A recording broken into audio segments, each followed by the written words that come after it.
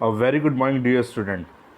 My dear student, as you know that at present, cash book chapter is going on in accountancy class 11th.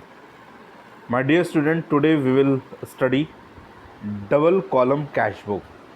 My dear student, there will be the two columns.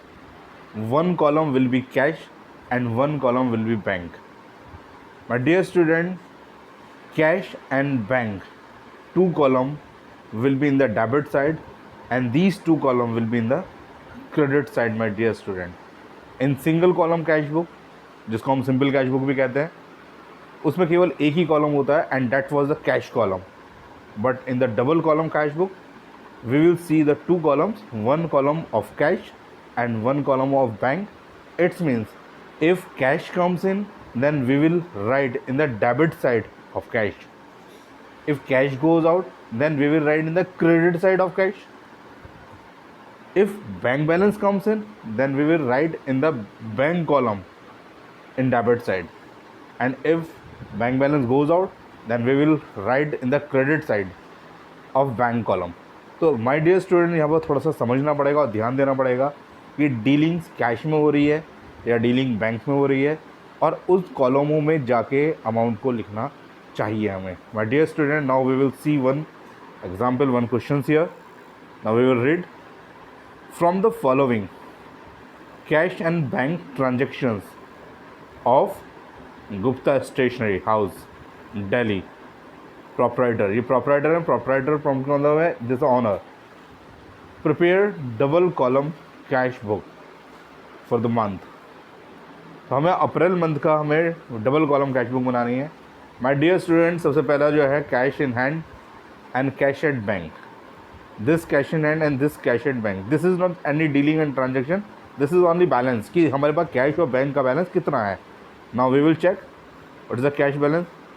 Cash balance is 88,000 and bank balance is 1,10,000 rupees. My dear student, cash and bank is a asset and asset is a debit, तो हमें इनके balances को debit side में लिखना चाहिए। My dear student, now we will come on the question. This is the cash book, at the top we will write the double column cash book, and these are the column, these two column in the debit side cash and bank, and these two column in the credit side cash and bank, my dear student। otherwise particular date LF ये column same रहेंगे। my dear student, because cash and bank is a asset and assets is a debit, तो debit side में because this two side is the debit side, my dear student, debit side। so in the debit side we will write, in the debit side we will write to balance BD and amount is in cash column 88,000, in bank column 1,10,000 rupees। my dear student, इस तरह से आपको लिखना है। now we will come on the next dealing, because this was not the dealing, this was on the balance, but now we will see this is 3rd April, purchase goods for rupees 14,000 plus IGST at the rate of 12% from Amar, Jammu and paid by check। Clear हमें इन्होंने बताया गया है यहाँ पर purchase goods of rupee 14,000 plus IGST 12% from Amar Jammu and paid by check, और हमने check के थ्रू पेमेंट किया है। माय डियर स्टूडेंट, तो if we are purchasing goods then definitely we have to pay the amount is of 14,000 and plus IGST 12%, and if we are paying तो we should write in the credit side, because अगर हम payment कर रहे हैं तो कहाँ जाना चाहिए, क्रेडिट साइड में, because cash goes out, cash जा रहा है तो कैश डिक्रीज होगा, and payment side is a buy side, credit side। so now we will come here and now we can check first of all date 3rd April by purchase की वजह से पैसा गया है, and amount now you can check amount, my dear student 14,000। but my dear student, this is a very important thing कि हमें 14,000 cash column में लिखना है या बैंक कॉलम में। definitely we will write in the bank column because by check we are paying, not by cash। हमने check के through payment करा है डेफिनेटली, इसलिए हमें क्या करना पड़ेगा, हमें हमारे पास से क्या जाएगा, what goes out, bank balance goes out. If bank balance goes out, then we will write in the credit side of bank column, not cash column. Cash column में हम डैश लगाएंगे. My dear student, इसके बाद हम check करते हैं कि हमने IGST का पेमेंट कराया, तो हम 3 अप्रैल को लिखेंगे इनपुट IGST एंड उसकी अमाउंट भी हम लिखते हैं यहाँ पर 1680 रुपीज़. माई डियर स्टूडेंट, हमने ये कैसे निकाला है? दिस 14,000 इंटू 12/100, बिकॉज 12% हमसे कहा गया था, इसलिए 12/100 करके हम इसे निकाल सकते हैं. 14,000 into 12/100. Now we will come on the next point. Next point is a 9th April. In the 9th April, it is written cash purchase. Cash purchase. My dear student, we are not purchasing cash. Cash purchase का मतलब होता है नगद सामान खरीदना. Cash purchase and credit means उधार खरीदना.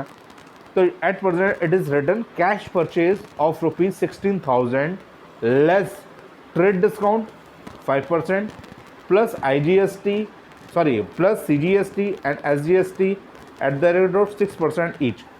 माई dear student, first of all cash purchase, हमने नगद सामान खरीदा है 16,000 का less. First of all you have to deduct, less करना पड़ेगा ट्रेड डिस्काउंट जो हर कस्टमर को दिया जाता है. ट्रेड डिस्काउंट माइनस करेंगे और माइनस करने के बाद जो अमाउंट आती है उस पर 6% हम CGST और SGST हम कैलकुलेट करेंगे, 6% ईच. तो 16,000 अमाउंट, 16,000 का 5% अगर आप कैलकुलेट करते हैं तो माई डियर स्टूडेंट यहाँ पर आएगा 800 rupees. 16,000 into 5/100. My dear student, 16,000 into 5/100. जब आप इसकी कैलकुलेशन करेंगे तो आपका आंसर आएगा 800 रुपीज़. तो 800 रुपीज़ है डिस्काउंट. तो अगर 800 रुपीज़ आपका डिस्काउंट है तो डिस्काउंट को आपको माइनस करना पड़ेगा. इसके बाद जो अमाउंट आती है उसमें प्लस करेंगे CGST SGST 6% ईच. तो माय डियर स्टूडेंट, यहाँ पर हमने कैश परचेज़ करी है, नगद सामान खरीदा है, तो डेफिनेटली कैश गोज़ आउट. तो यहाँ पर हम लिखते हैं, आप चेक कर सकते हैं. This is a date is the first of all we will write the date 9/9/9. 3 times we have to date 9 by purchase, by input CGST, by input SGST. My dear student, first of all we will write the amount.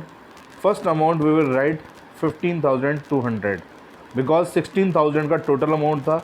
उसमें से अगर हम 800 rupees trade discount minus कर दें तो now amount is 15,200. अब 15,200 rupees का 6% आप निकालेंगे तो आपकी अमाउंट आती है 912 और 912, 6% ईच. तो आपको 2 बार कैलकुलेट करना पड़ेगा. 15,200 इंटू 6/12 एंड CGST भी 6% एंड SGST भी 6%. माई डियर स्टूडेंट, तो my dear student, this type of question you have to solve. अगर आपको लगता है पैसा आ रहा है तो टू साइड डेबिट साइड में लिखिए. अगर आपको लगता है पैसा जा रहा है तो आप बाय साइड में लिखिए. अगर उस पर आपके पास CGST SGST IGST है, टैक्सेस हैं, तो आप उसको भी उनके साथ इस तरह से नोट करिए. My dear student, this is double column cash book. इस कैश बुक में हम क्या देख रहे हैं कि इफ़ कैश कम्स इन तो we will write in the cash column. If bank balance comes in, then we will write in the bank column. So now we have to concentrate that we should write on the cash column and we should write